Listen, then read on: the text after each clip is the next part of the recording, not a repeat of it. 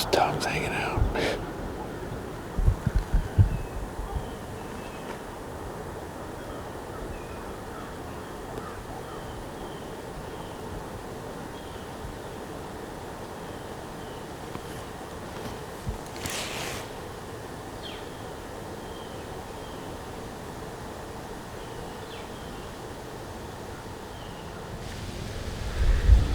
Pretty deer. Yeah.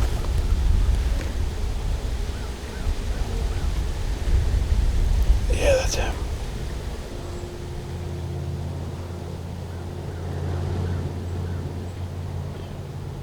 You put a picture of him in the Fat 9. In that heavy 9, so.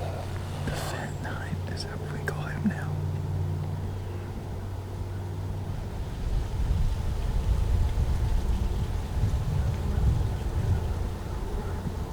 November, baby.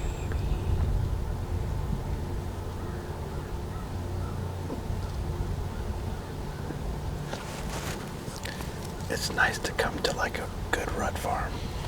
Look at that. I can see the 2 deer right there in the green. The fawns. I can see them right there.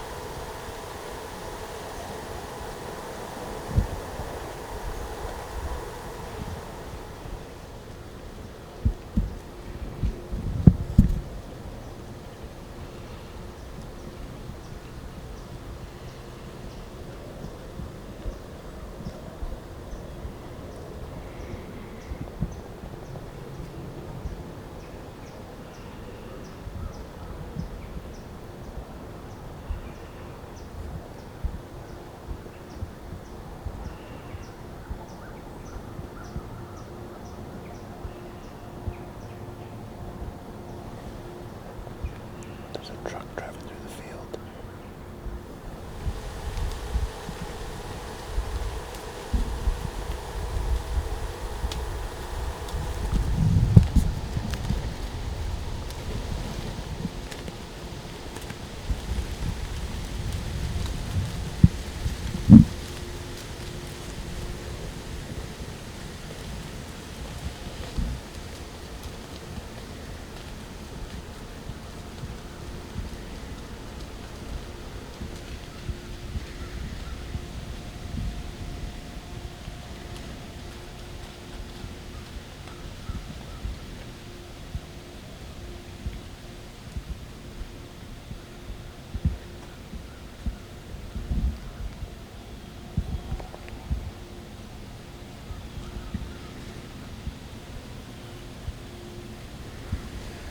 Good morning.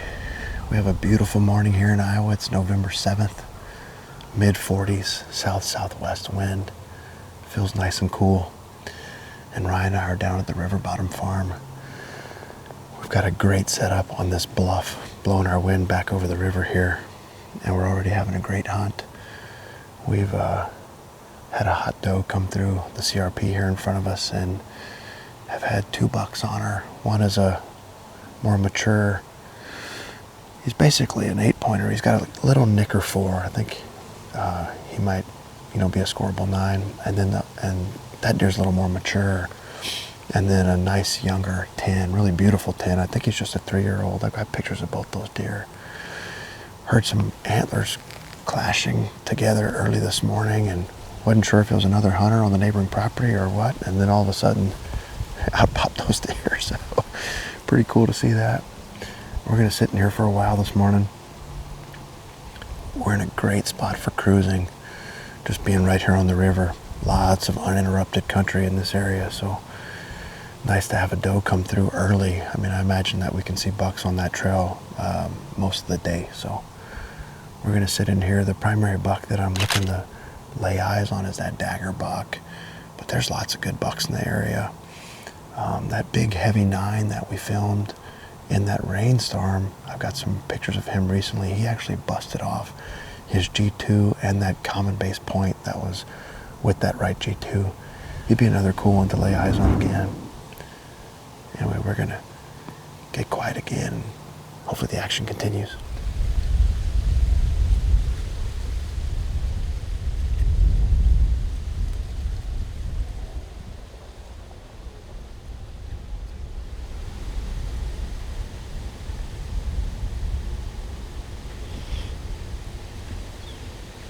These threes are awesome.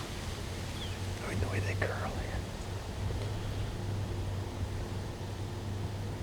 He is just cross trailing for that doe.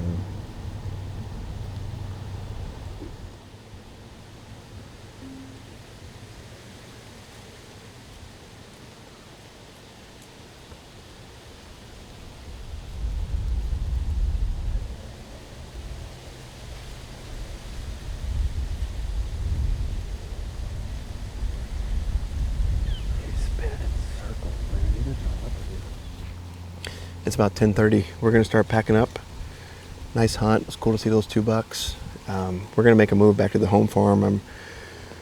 I'm planning on staying after Chubbs for sure in the afternoons. The mornings have been really slow on the home farm, and I'm starting to think that sometimes going in there in the morning is affecting our afternoon sits. I've mentioned that before, so I think I might be bouncing around a little bit on morning hunts and then focusing on Chubbs more in the afternoon. So anyway, we're going to start getting packed up and head back over there, and we'll see you guys there.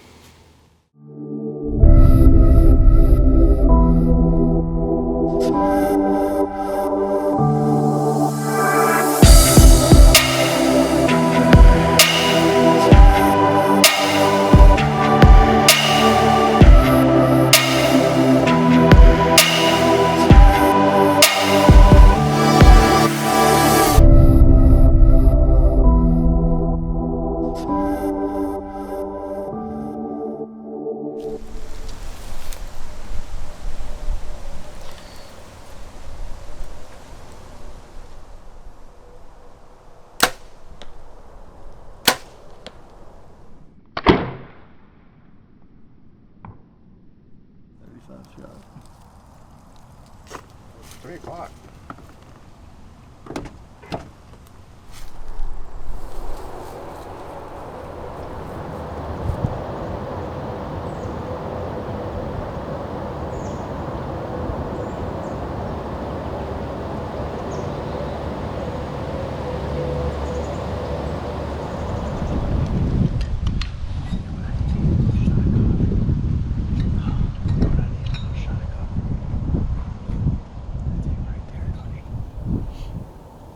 It's about 3 o'clock.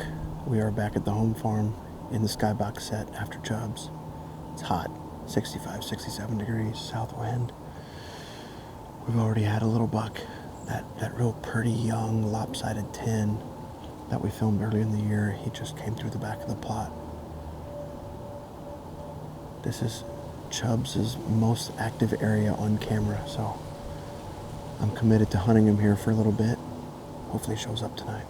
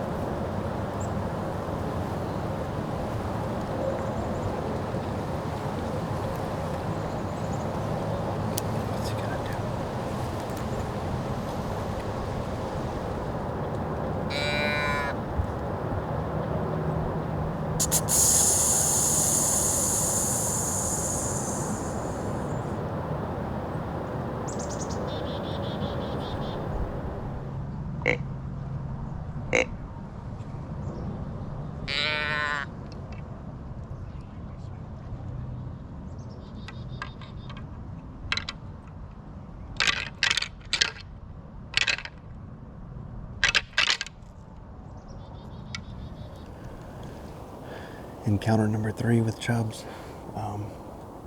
Don't feel like we had much of a chance there. He popped into the food plot and just walked straight across the back. And I mean, he had seemingly a destination in mind. As quick as I realized it was him, I stood up and just got him in the glass, and he was moving. So I tried to doe bleep, thinking that if there was a doe down here, he might want to come check it out, but he couldn't hear it. And so I just snort wheezed with my mouth, and I had him in the binos. I mean, he definitely heard me. He looked this direction, hesitated for 3 seconds, then kept walking. So I threw a couple grunts back behind us and did a quick little rattle just to see if I could entice him. We had that young 10 come out of there like right before he popped out. And so he knows that a buck had moved down here. I was hoping to kind of paint a picture of, a doe being down here and the buck's kind of getting after it, but I don't think he's a deer that I can successfully call to. And then a couple minutes after, there was a chase in this thick brush on the hillside. I could see a 2-year-old running a doe around, and then I spotted Big Mac in there.